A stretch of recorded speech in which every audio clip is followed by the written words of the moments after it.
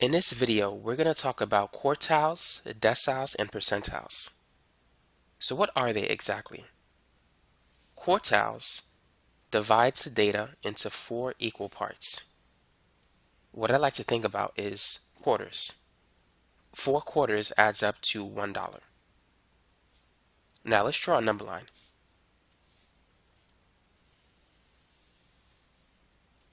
And we're going to go from 0 to 100. But let's divide the number line into 4 equal parts. So this is the first part, second, third, and the fourth part. This is Q1, this is Q2, and here we have Q3, or the third quartile. On the left, this is the 0th percentile. The first quartile is the 25th percentile. The second quartile is the 50th percentile. And the third quartile is the 75th percentile. And this goes up to 100. Percentiles divides the data into 100 equal parts. Think of percentage. 100% represents the total of everything. Q2 is basically the median of the entire data. Q1 is the median of the lower half of the data. And Q3 is the median of the upper half of the data. Now let's talk about deciles. Deciles divide the data into 10 equal parts. Think of a decimeter. A decimeter is basically 1/10 of a meter, which means that it takes 10 decimeters to equal 1 meter. So when you hear the word deci, think of a tenth. So a decile is basically 1/10 of the data. So it takes 10 deciles to cover the entire data. So let's break up this data into 10 equal parts.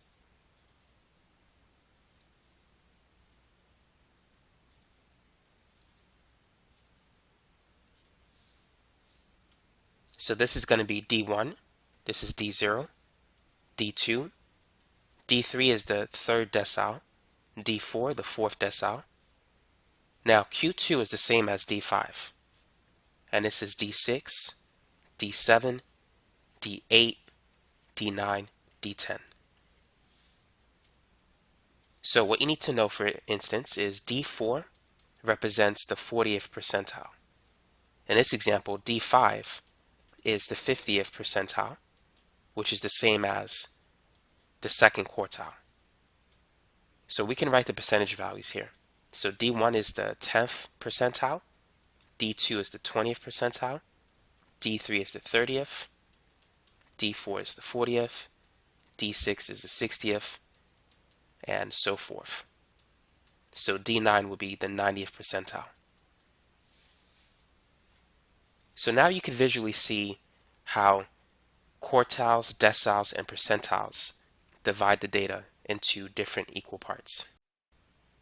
Now, what is the meaning of a percentile? Have you thought about that? The 70th percentile, for example, is a data point where 70% of the entire data is less than or equal to the data point. Now, it can also mean that 30% of the data is greater than or equal to the data point. So what do we mean? Let's use a visual example.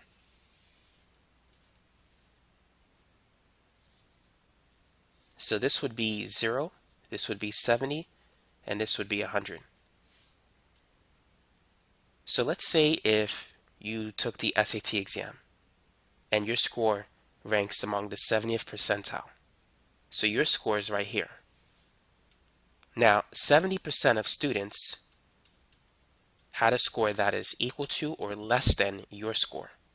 So basically, you scored better than 70% of the students who took the SAT at that time. However, 30% of the students who took the SAT did equal to or better than you did on the exam. And so that's what the 70th percentile tells you. It tells you that 70% of the data is less than the 70th percentile, but 30% of the data is greater than the 70th percentile, or it could be equal to it as well. So now you know the meaning behind a percentile. Now let's say if we have the numbers 2, 3, 5, 7, 8, 10, 11, 13, 15, 16, and 19. How can we find the three quartiles in this list of numbers?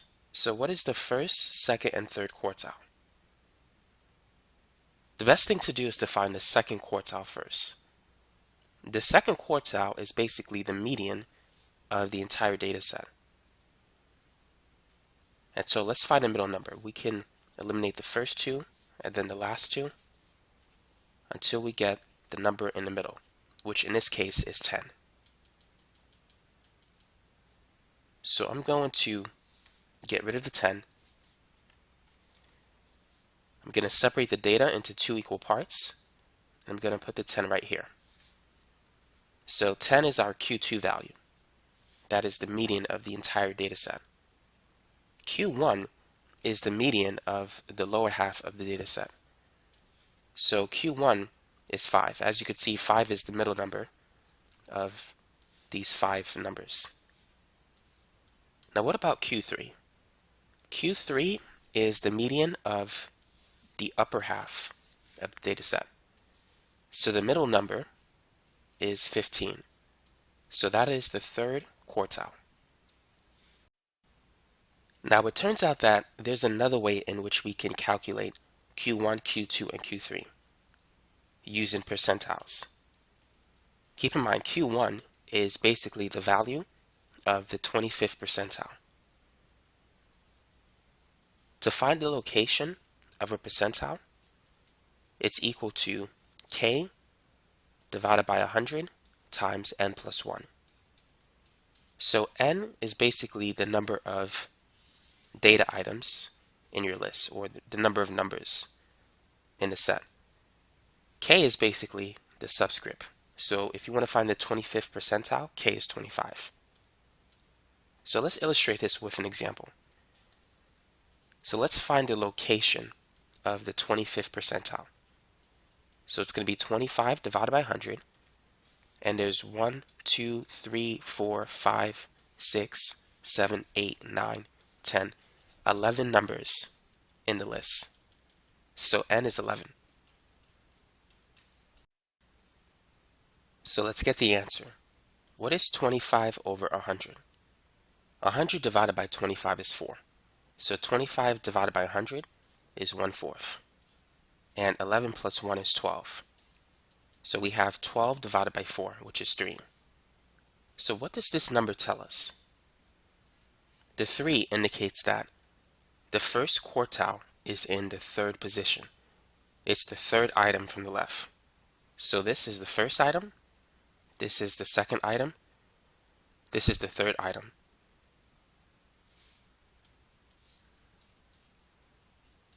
So the third number from the left is 5, which is our first quartile, as we can see here. And so that's how you're supposed to use the formula. Now let's try another example. Let's calculate the second quartile. So the second quartile is basically the 50th percentile, which we know to be 10. So let's determine the location of the 50th percentile. So it's K divided by 100, or 50 divided by 100, times n plus 1. So n is not going to change. It's still 11 for this list. So 50 divided by 100, that's basically 0.5. Or we could say it's 1 over 2. 11 plus 1 is 12. Half of 12 is 6. So the second quartile is basically the 6th item from the left. So this is the 4th item. This is the 5th item. And we can see here this is the 6th item, which is 10. And so that is the second quartile. If you wish to calculate the third quartile, it's basically the 75th percentile, which we know to be 15. So using the same formula, we're going to calculate the location of the 75th percentile. So it's 75 over 100 times 11 plus 1. 75 over 100, if you divide both numbers by 25, you could reduce it to 3 over 4. Now, 12 divided by 4 is 3 times the 3 on top. That gives us 9. So 3/4 of 12 is 9. So the ninth data point in this case is going to be 15, which is the third quartile. Let's try another example. So this time we have an even number of items in this list. So let's determine the first, second, and the third quartile. So let's split the data into 2 equal parts. So here we have 8 numbers on the left and 8 numbers on the right. So this time, the median is going to be the average of 15 and 16. If we add those 2 numbers and then divide by 2, this will give us the midpoint or the average of those 2 numbers, which is 15.5. So that is our second quartile. Now, to find the first quartile, we need to find the middle number of the numbers on the left. Now they're even, so we're going to split it here so that we have 4 on the left, 4 on the right. So the median is going to be the average of 9 and 11. 9 plus 11 is 20 divided by 2, that's 10. So 10 is the first quartile. Now let's split the data on the right into 2 equal parts. And so the average of 19 and 20 is going to be 19.5. 19.5 is right in the middle of 19 and 20. So that's our third quartile. Now let's see if we can calculate that using the same process that we did before. So let's calculate the location of the 25th percentile. So it's k divided by 100, in which case k is 25, and there's 16 numbers in this list. We have 4, 4, 4, and 4. So n is 16. So this is going to be 16 plus 1. So it's 1/4 of 17. Now, 17 divided by 4, that is not going to give us a whole number. In fact, we're going to get a decimal number. So what is the 4.25 value? Well, that's hard to tell. When you get a situation like this, you need to round up and down. You need to look at the 4th value and the 5th value. So this is the 1st, 2nd, 3rd, 4th, 5th value. The 4th value is 9 and the 5th value is 11. So if you average 4 and 5, it will give you 10. I mean, if you average 9 and 11, it will give you 10. And so this is the location. Well, the location of the 25th percentile is this number, but the value of the 25th percentile is 10, which is Q1. So that's how you could use this formula to help get you this answer. Now let's use the same process to calculate Q3. So Q3 is the 75th percentile, which has a value of 19.5. So let's determine the location of the 75th percentile. So it's 75 divided by 100 times 16 plus 1. So it's 3/4 of 17. 17 times 3 divided by 4 is 12.75. So this is 6, 7, 8, 9, 10, 11, 12, and 13. So we can see that 12.75 is between these two numbers. So it's going to make sense to average them. So when you get a number like this, you need to identify the 12th value, which is 19 in this case, as we see here, and the 13th value, which is 20. And so the 75th percentile is going to be the average of the 12th and the 13th value. So we're going to take 19 and add it to 20 and then divide by 2. So we get 39 divided by 2, which is 19.5. Here's another example using this list of numbers. Let's say if we want to calculate the value of the 6th decile, how can we do so? The 6th decile is basically the 60th percentile. And so first we need to calculate the location of the 60th percentile. So it's going to be 60 divided by 100 times 16 plus 1. So it's basically 0.6 times 17, which is 10.2. So the 60th percentile is going to be the average of the 10th number and the 11th number, because 10.2 is between the 10th and the 11th number. And then we're going to divide it by 2. So the 10th value we could see is 16. And the 11th value is 17. The midpoint between 16 and 17 is 16.5. So this is the 60th percentile based on the data that we have here. That is, of course, if we follow the same process as we've been doing.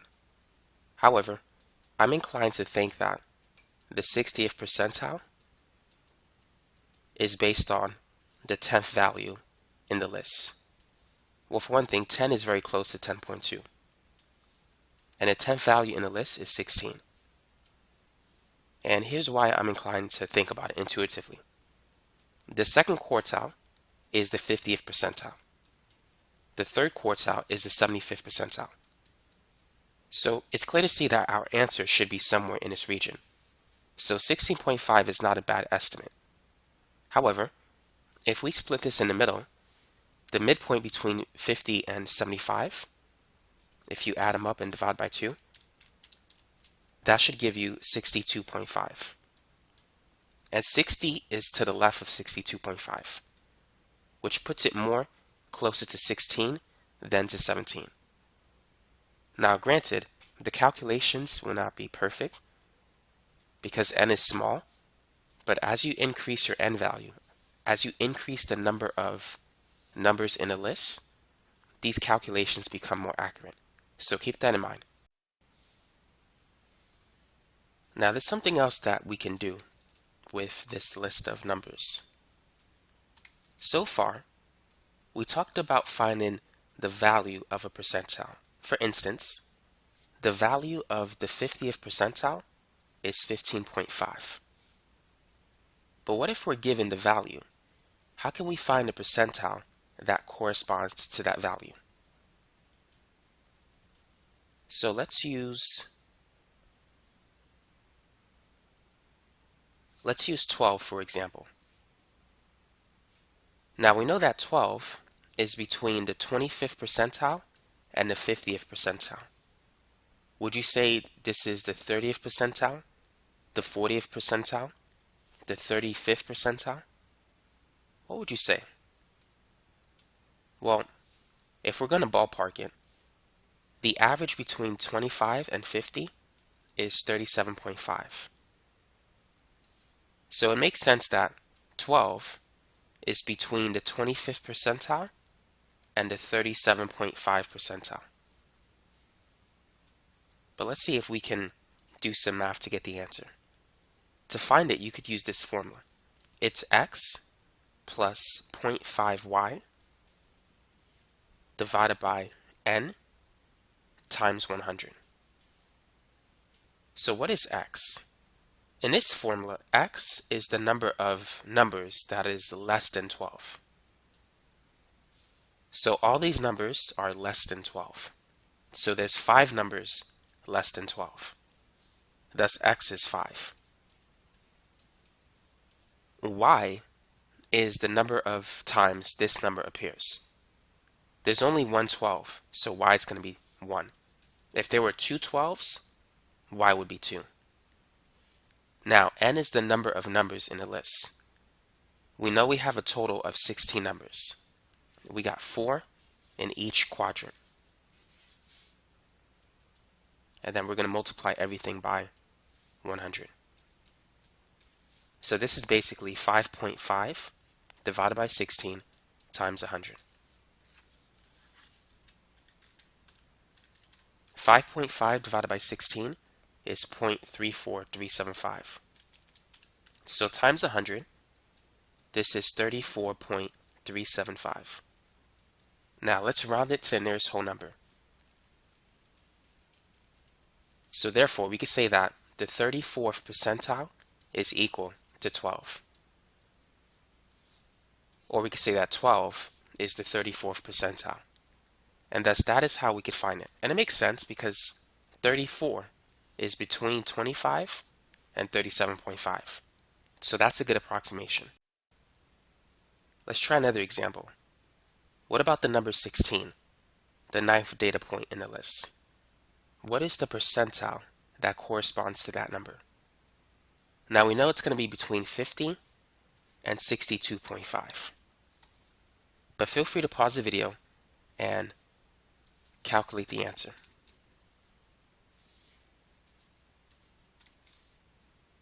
There's no need for me to retype that formula.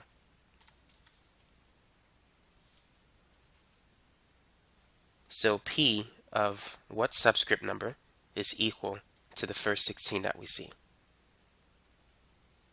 Well, first let's determine X. X is the number of items that is less than this 16 value. So notice that we have 8 numbers to the left of this number. So the X value is 8. Now Y is the number of times 16 appears, because 16 is the number that we're focused on. Notice that there's two 16s. In this case, it's going to be 2. N is still 16, and then times 100. So 0.5 times 2 is 1, plus 8, that's 9. So this is going to be 9 over 16 times 100.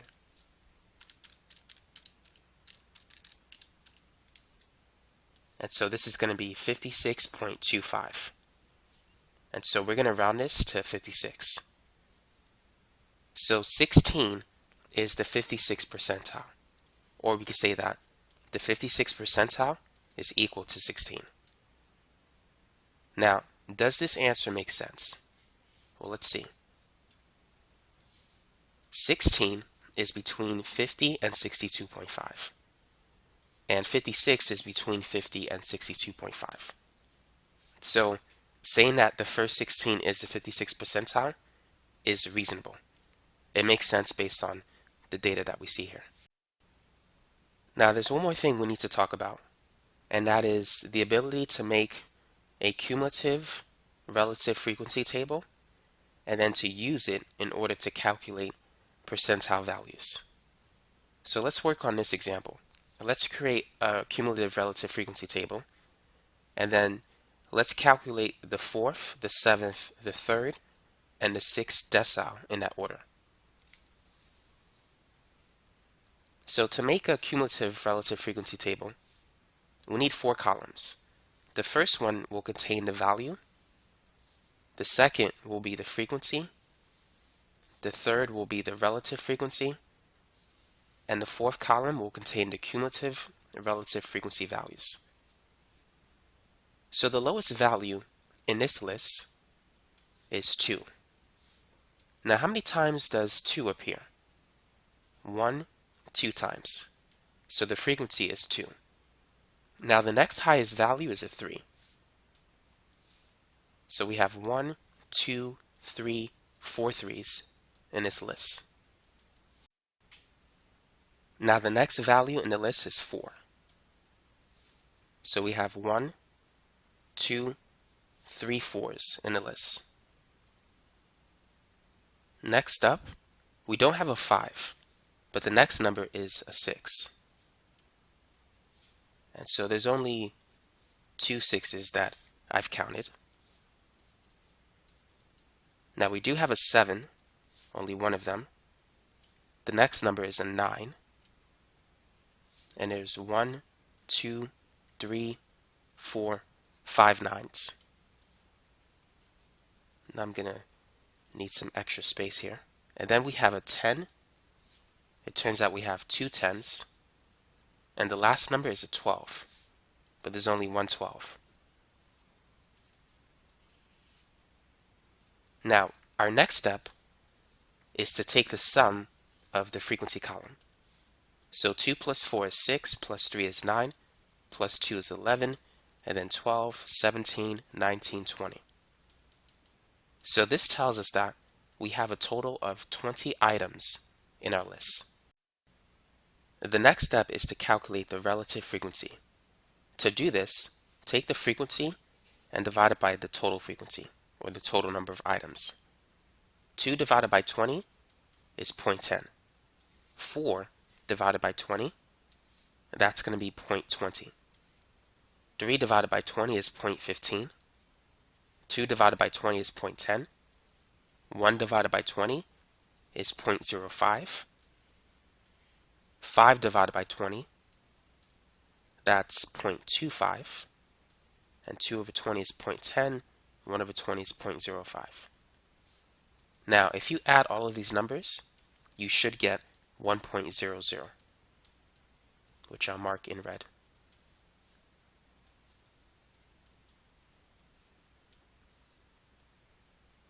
Now, let's calculate the cumulative relative frequency. So first, we're going to start with this number, 0.10, and then we're going to add 0.10 and the next relative frequency, which is 0.20. So this is going to give us 0.30. And then add 0.30 plus 0.15. So that's going to be 0.45. And then add 0.45 plus 0.10. So that's 0.55. And then add in those two, this is going to be 0.60. 0.60 plus 0.25, that's 0.85. And 0.85 plus 0.10, that's 0.95. And then the last one is going to be 1 when you add 0.95 and 0.05. So that's how you can calculate the cumulative relative frequency. Now let's use it to calculate the deciles that we have listed here. So let's start with the fourth decile, D4. The fourth decile we know to be the 40th percentile. The 40th percentile corresponds to a cumulative relative frequency of 0.4. Notice that 0.4 is somewhere between 0.3 and 0.45. So here is a question for you. Will the 40th percentile be equal to 3? Or will it be equal to 4? Or will it be equal to the average of 3 and 4? Which one of these three options is correct? Now, you need to understand that the 30th percentile, it ends with the last 3 out of the 4 3s that we have here, and it begins with the first 4 out of the 3 4s that we have here. So if you want to find the 30th percentile exactly, it's really the average of 3 and 4. However, if you want to find a percentile that is between two cumulative relative frequency values, it's going to be the higher of the two numbers.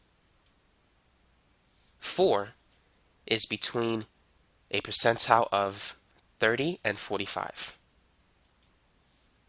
The value 6 is between a percentile of 0.45 and 0.55, or 45 and 55.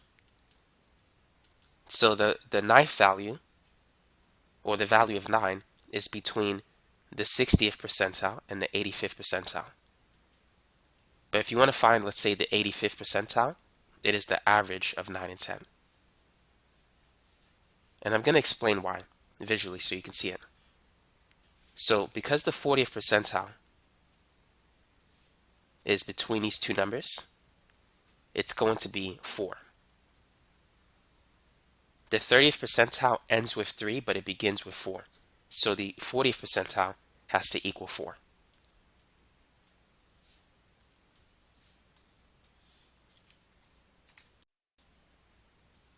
Now what about the 7th decile, or the 70th percentile?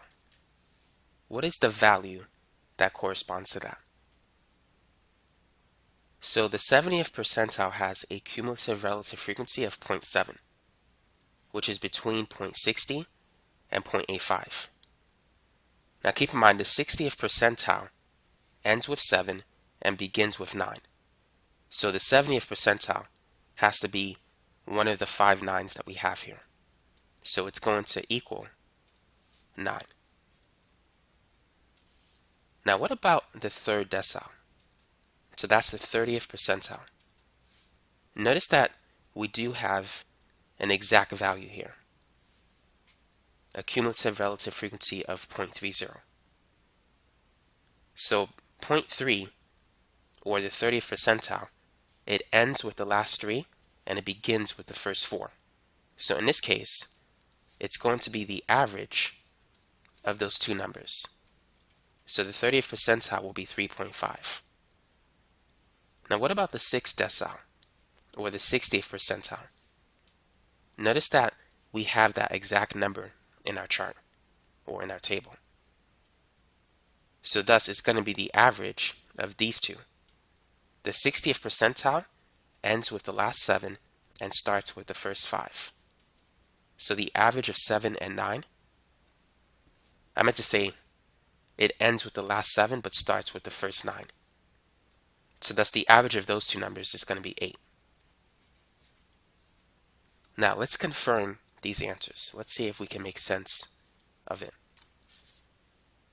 So we said that the 4th decile is 4, the 7th decile is 9, the 3rd decile is 3.5, and the 6th decile is 8.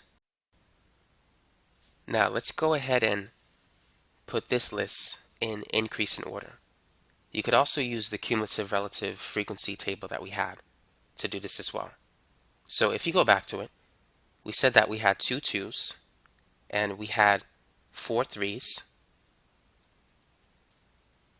and we had 2 6s. We had a 7 and we have 5 9s. And then we have 2 10s and we have 1 12. It looks like I'm missing something. I'm missing the 4s. So let's go back. There were 3 4s.